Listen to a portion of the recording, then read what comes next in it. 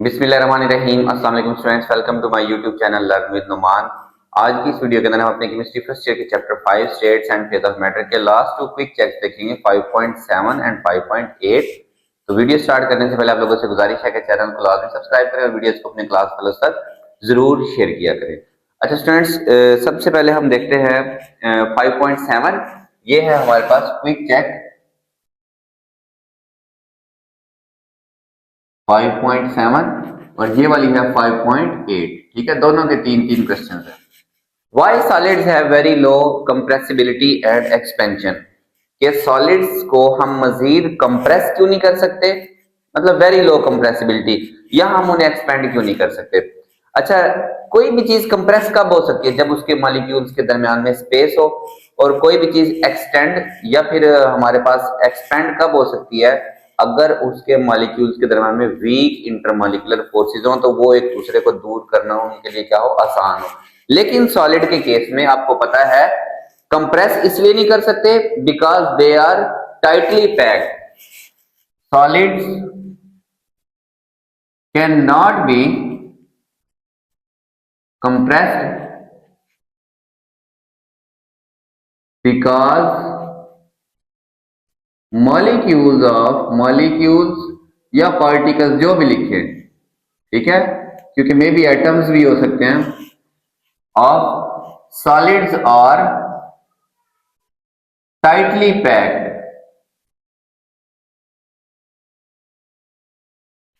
ठीक है, tightly packed का मतलब close to one another.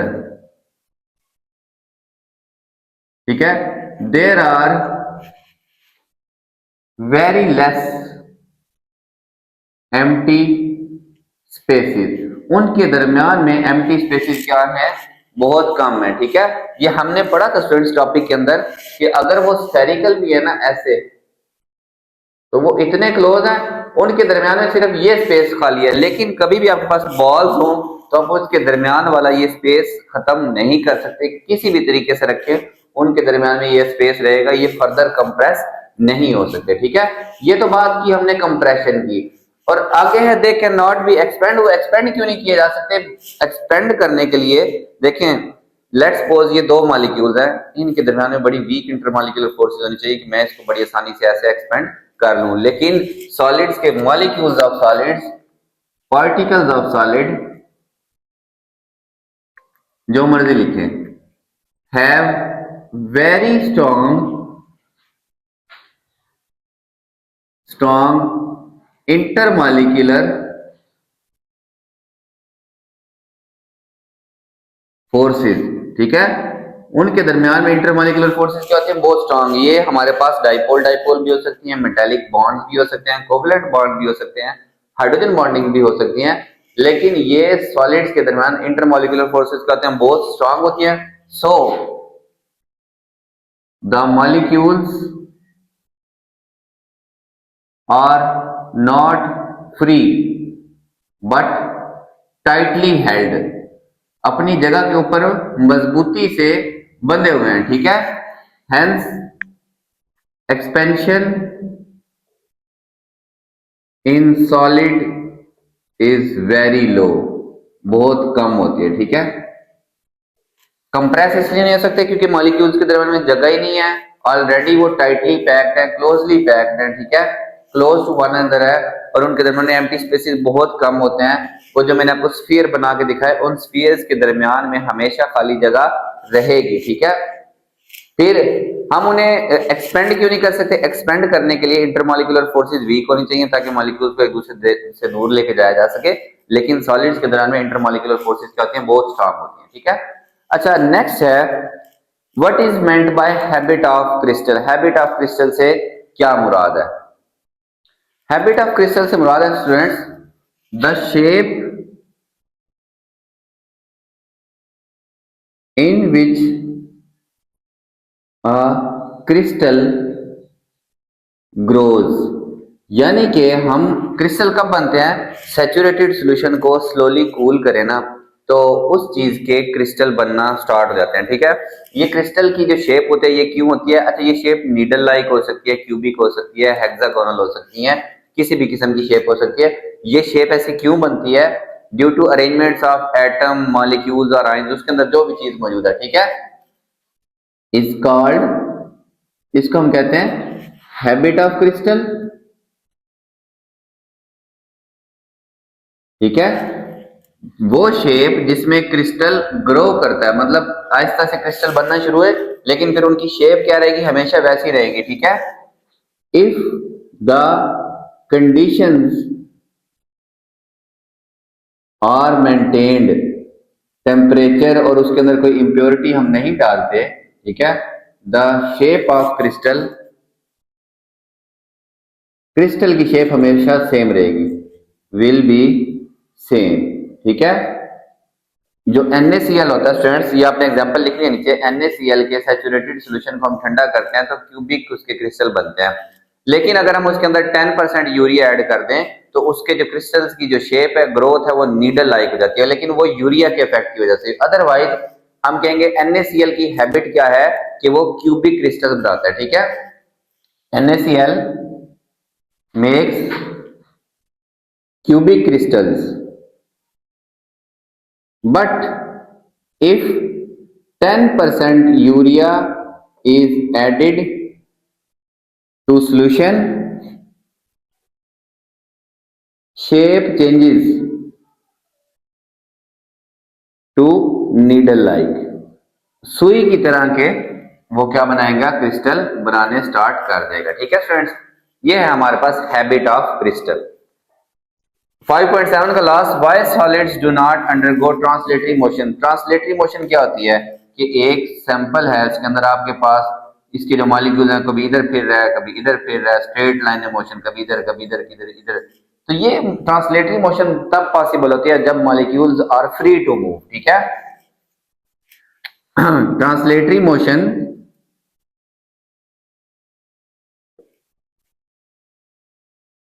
Is possible when molecules, atoms या आयंस, कुछ भी लिखें, ठीक है, मॉलिक्यूल्स या particles of a substance are free to move, ठीक है, यानी कि वीक इंटरमॉलिक्यूलर फोर्स है। जबकि सॉलिड्स का हमने अभी पढ़ा, उनके मॉलिक्यूल्स अपनी पोजीशन के ऊपर टाइटली हेल्ड होते हैं, किस वजह से? स्ट्रॉन्ग इंटरमॉलिक्यूलर फोर्सेस की वजह से, ठीक है। But molecules of solids are tightly held, tightly packed along with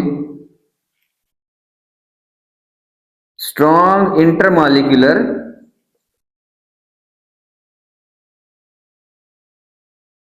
forces, इतनी स्ट्रांग होती हैं कि वो उनको अपनी जगह से हटने ही नहीं देती, ठीक है। They can only vibrate around their fix position, अपनी फिक्स पोजीशन के इर्द गिर्द वो वाइब्रेट कर सकते हैं, but can not undergo translatory motion, straight line में वो हरकत नहीं कर सकते, ठीक है, क्योंकि वो क्लोजली पैक्ड होते हैं, अपनी पोजीशन के ऊपर टाइटली हेल्ड होते हैं, ठीक है। इंटरमॉलिक्यूलर फोर्सेस बहुत स्ट्रांग होती हैं, तो वो फ्रीली मूव नहीं कर सकते, ठीक है। 5.8 देखें, name the properties of liquid crystals in which they resemble solids, कि लिक्विड क्रिस्टल्स की वो वाली प्रॉपर्टीज जिसके अंदर वो सॉलिड से रिजेंबल करते हैं। अच्छा स्टूडेंट्स, हमने जब इसकी लिक्विड क्रिस्टल्स की प्रॉपर्टीज पढ़ी थी, उसके अंदर हमने देखा था कि इनके दरमियान में अलोंग द लेंथ ऑर्डर होता है, तमाम इसके जो मॉलिक्यूल्स होते हैं, ठीक है, वो लीनियर कंडीशन में अरेंज होते हैं, पैरेलल टू ईच अदर, ठीक है। तो हम कौन कौन सी प्रॉपर्टीज, और ये जो फिर अरेंजमेंट होती है मॉलिक्यूल्स की, ठीक है, लीनियर अरेंजमेंट ऑफ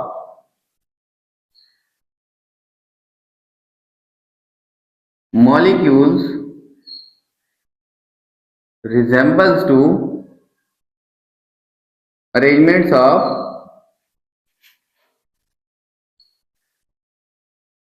सॉलिड्स की में भी यही वाली अरेंजमेंट होती है, जबकि कोई भी लिक्विड अगर हो तो उसके दरमियान मॉलिक्यूल की कोई भी अरेंजमेंट नहीं होती। Second, they are somewhat rigid, हमने पढ़ा है प्रॉपर्टी टॉपिक के अंदर, दे आर समवट रिजिड, ये क्या होते हैं, सॉलिड्स की तरह रिजिड होते हैं। इसके अलावा यहां पे आप ये भी लिख सकते हैं, their molecules can not rotate and over का क्या मतलब, ऐसे ये इस तरह हमने पढ़ा था, ये स्पिन तो कर सकता है ऐसे, लेकिन ऐसे रोटेट नहीं कर सकता क्योंकि फोर्सेस स्ट्रांग होती हैं, जो कि सॉलिड्स का हमारे पास प्रॉपर्टी रिजेंबल करती है। ठीक है, ये हो गई इनकी प्रॉपर्टीज। इसके अलावा इनका मेल्टिंग पॉइंट भी शार्प होता है, याद रखें, डेफिनेट मेल्टिंग पॉइंट, यानी कि ये अभी तो ये जब हमने इनको हीट किया तो ये क्लाउडी लिक्विड वाला स्टेट बनता है, लेकिन उसके बाद जब मेल्टिंग पॉइंट आएगा तो ये फौरन से क्या हो जाएंगे, पिघल हो जाएंगे, वो भी किससे रिजेंबल करके, प्रॉपर्टी सॉलिड से रिजेंबल करके। ठीक है, अच्छा, mention the properties in which liquid crystal resemble the liquid से कैसे रिजेंबल करते हैं। ठीक है, देयर इंडिविजुअल मॉलिक्यूल्स, ये दो प्रॉपर्टीज हैं, their individual molecules can flow। ठीक है, इंडिविजुअल मॉलिक्यूल्स क्या कर सकते हैं, फ्लो कर सकते हैं, और फ्लो किसकी प्रॉपर्टी है, which is property of liquid, which is property of liquid. ठीक है, उसके बाद दे हैव विस्कोसिटी,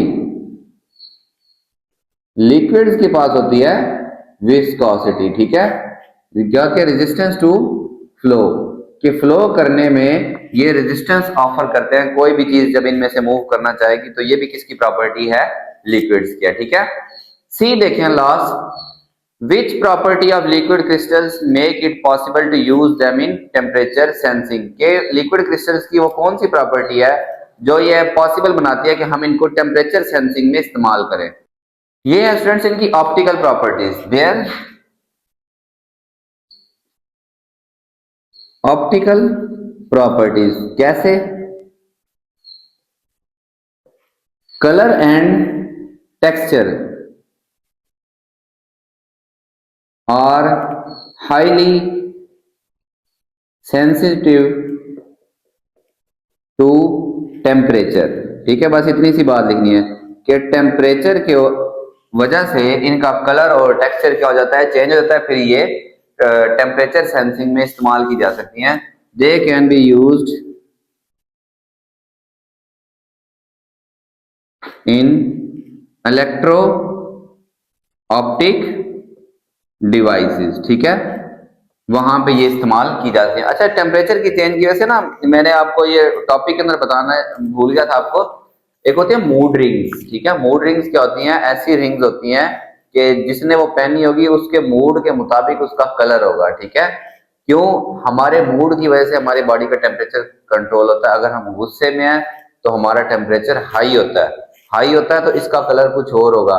जब हम कूल माइंडेड होते हैं, मतलब गुस्सा नहीं आता, नॉर्मल रूटीन में बॉडी का टेम्परेचर थोड़ा सा लो होता है, तो वो जो मूड रिंग्स है उनका कलर कुछ और होगा। ठीक है, तो ये सारा कुछ किसकी वजह से होता है, इनकी ऑप्टिकल प्रॉपर्टीज की वजह से, कि टेम्परेचर की वजह से इनका कलर क्या होता है स्टूडेंट्स, चेंज होता है। ठीक है, तो ये आपका टॉपिक दो जो क्विक चेक्स हैं वो कंप्लीट हुई। होप सब लोगों को ये क्वेश्चन समझ आए होंगे। तो चैनल आपने लाजमी सब्सक्राइब करना है, वीडियोस को अपने क्लास फेलोज तक जरूर शेयर करें। अल्लाह हाफिज फ्रेंड्स।